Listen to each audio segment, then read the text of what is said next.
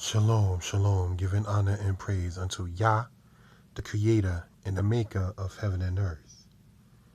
This is entitled, Who We Are and Who We Are Not.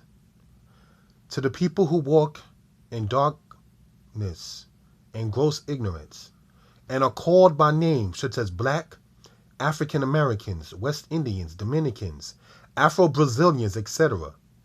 The people who were brought from West Africa during the Great Enslavement and scattered all the way from Chile to Maine is this article addressed to. We are not niggers, Negroes, colored, Afros, Africans, Afro-Americans, African Americans, blacks, black people, West Indians, or Afro-Brazilians, etc. By design, planning, and cunning, we are the only people in the Western world whose ancestors came from another land, yet their descendants do not bear the name of their ancestors. All other people who have migrated to the United States still prefix before their Western country of nationality the name of their ancestral nationality. But when it comes to our people, we have been given new names that our people never knew or heard of antiquity. This is by master design. Take away from a people their story, their legacy, and culture, and then you have a dead, worthless zombie-like people only fit to be eternal slaves. We have to learn our story and uplift ourselves. There is no land called black, nigger, or colored. Thus, there can be no black, nigger, or colored people by nationality.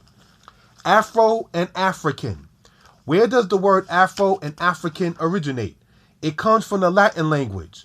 It was taken from the general Scipio Africanus, who conquered Carthage and its territories. This is during what is referred to as the Punic Wars. The vast Carthaginian region was named Africa in honor of the Roman general. It is named Africa by colonizers and explorers over the course of 1,500 years to that continent. Since we are not the descendants of Scipio Africanus, we are not Africans. The understanding of Africa coming from the word Afrika is not accurate. The continent that is called Africa today is more properly called, when you find out, let me know. The next issue is black and blacks. There is no place on a continent that is currently called Africa by the name black. The word black comes from the Anglo-Saxon Germanic language, meaning having no light whatsoever, soiled, from soot, evil, sinister, chillish, depressing, gloomy, feces, etc. We are not those things. The word melanin is the English word referring to darkness of skin, not black. The skin color or shade of a person does not constitute their nationality. The skin color of the Chinese, Japanese, and Korean may be the same, yet they are not the same people by language, culture, and heritage. The skin color of the Tanzanian, Ethiopian, and Zulu may be the same, but they are not the same people by language, culture, and heritage. There were different tribes, nations, and cultures in the continent that is called Africa prior to colonization. Our people living in the Western world know only two things, race and color. The concept and understanding of nationality, national identity, national heritage, and culture has been destroyed. Skin color does not bind us together. It is our story, our legacy, and destiny that is the glue that make us a people, not a so-called race, color, and or religion. Who and what we are. We, the people who were brought from Western to the Western Hemisphere via the slave trade, are the bloodline and seed line descendants of the 12 tribes of Israel, the Israelites. We are not black Israelites. We are not black Hebrews. We are not colored Jews. We are not black Jews. We are not Negro Jews. We are not Jewish. We are not black converts to Judaism. We are plain and simply the Israelites, or the people of Israel. Israelites vary in shades of color. Other writings speak on the issue of there being what we call light-skinned people, such as David, king of Israel, when you go to the book of Josephus, where it says he has a yellow skin tone. The true flesh and blood nation of Israel has never had a problem among themselves in dealing with the multicolored shades of their people.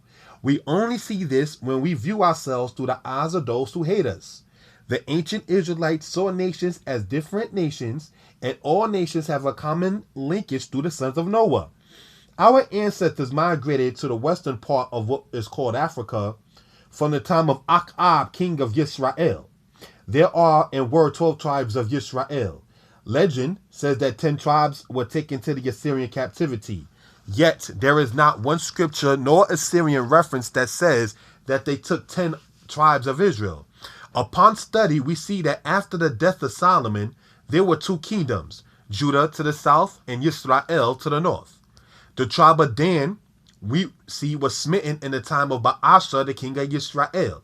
When you go to 1 Kings chapter 15, verse 20, what happened to these Danites? Well, it is said that the tribe of Dan left the land of Israel and migrated to what is now Ethiopia in part.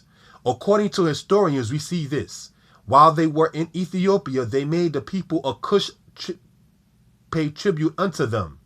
Some of the remnants of them are said to be who it is referred to incorrectly as the Falasha Jews, who call themselves the Beta Yisrael, who live in what is called Gondar, or Ethiopia of today. The prophet Isaiah mentioned Ethiopia as one of the places where the Israelites were scattered. History and scriptures help us a lot in ascertaining the knowledge of where the tribes of Israel is located. History teaches us that Tiglath-Pileser III of Assyria took the tribe of Naphtali into captivity. When we go, brothers and sisters, to 2 Kings chapter 15, verse 29. And the same king, also known as King Pulu of Babylon, took the tribes of Gad, Manasseh, and Reuben into captivity as well. Sometime after that, we see Shalmaneser V, his son of Assyria, also known as King Ulai of Babylon. He took tribes from Issachar, Manasseh on the west side of the Jordan, Ephraim to the province of the Assyrian people. The king of Israel at that time was Hoshea, who was in league with Shabaka of Egypt, and this can be found in 2 Kings chapter 17. The king of Judah at that time was Ahaz, who was the father of Hezekiah. 2 Chronicles 30 shows us that Hezekiah, the king of Judah, in the 8th century BCE, made a proclamation to the tribes of Asher, Issachar, Zebulun, Manasseh, and Ephraim to come to Jerusalem to keep the Passover. Some people of those tribes went. If they were in Judah at that time, we see that the story of the 10 lost tribes of Israel is a hoax. There were Israelites of the northern tribes who lived in the land of Judah. This even going all the way back to the dating of Rehoboam, the son of Solomon.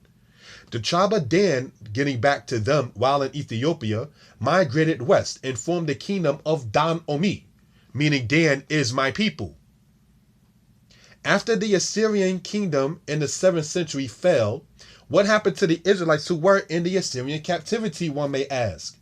In the book of Jeremiah, chapter 50, verse 33, we see in part, the children of Israel and the children of Judah were oppressed together. It would stand to reason that the Israelites, who were then sent to Babylon, seeing that Babylon defeated Assyria in the 7th century BCE. Reason serves us to state that the Israelites fled to the land of Ham. Jeroboam fled to Egypt before he became king. Jeremiah was taken to Egypt by the children of Israel after the temple was destroyed. If a people were used to going to a place, why will they go north when they're used to going south? That's just logic. The tribes of Israel that scattered to Africa formed kingdoms and took tribes as well as bywords among themselves. Some of them being known as the kingdom of Mali, and prior to that, the kingdom of Ghana, and after that, the kingdom of Sangoi, and in between that, the Zegzeg, the Nufa, the Ashanti, the Bene Ephraim, aka the Yoruba, the Hausha estates, and the Igbo and the Oyo Empire. The tribe of Judah was taken to Babylon, getting back to that subject, in the year 597 and again in 586 BCE, the 6th century BCE. When Babylon fell to the Persians in the 6th century BCE, we see that Judah was told that they can go back to the land. If we have been following, we will see that it was not only specifically the tribe of Judah that went back to the land. For Ezra chapter 3 verse 1 says in part, clearly, the children of Israel were in their cities. After the Persian Empire fell, we see the Greeks coming up as a world power. The tribe of Judah started to migrate also to the land of the Hamites. During the time of Seleucus I, we see that Jews of the tribe of Judah and other tribes were shipped to the land of Egypt. Some Israelites went to Egypt on their own as invited by Ptolemy. This is recorded in the book of Josephus. After the time of the Greeks, the Romans now come up as a power. The historian Philo says this: 1 million Hebrews resided in Libya and Egypt from the Catabathmos to the border of Ethiopia. E. Schoner, in his book, The Lost Tribes of Myth, says the following: there was a period of over 600 years between Zephaniah and Philo, and considering the new wave of immigrants coming into Africa, they had 600 years to penetrate toward all the borders of Ethiopia. Hebrewism was detected by inscriptions from the Egyptian border westward across North Africa to Mauritania.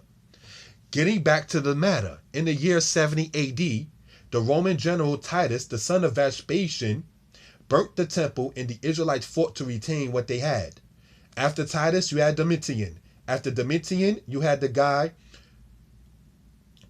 Nerva. Then you had Trajan. Then you had the gentleman we're going to get into now named Hadrian of Rome. He was actually a Spaniard who ruled in Rome. And in the 2nd century AD, the Israelites were not permitted to go back to their land.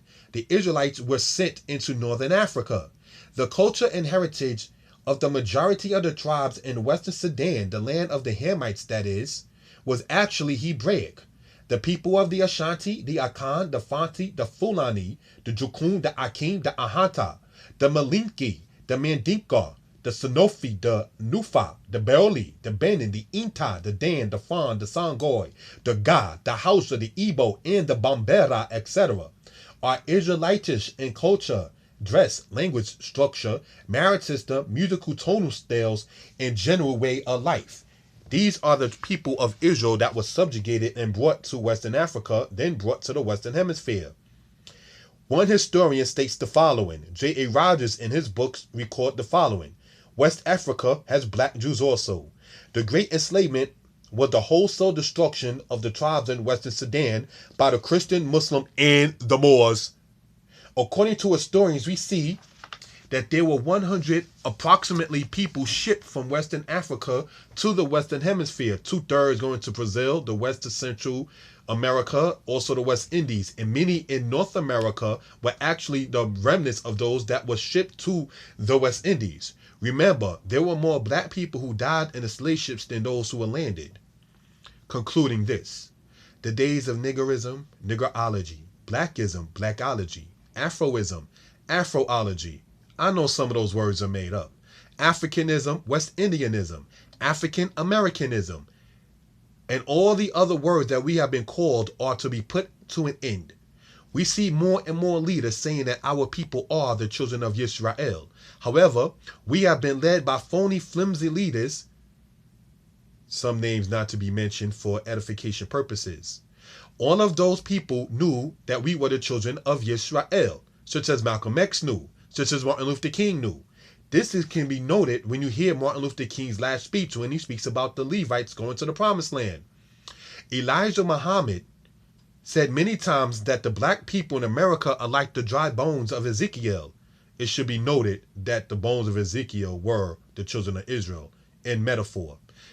Louis Farrakhan said that we are the children of Israel, as noted by many during what is referred to as the speech in 1984. Martin Luther King also spoke upon this particular subject, as stated. The nations make history seem boring to us because they know that our story is the deepest and it shows that who is who.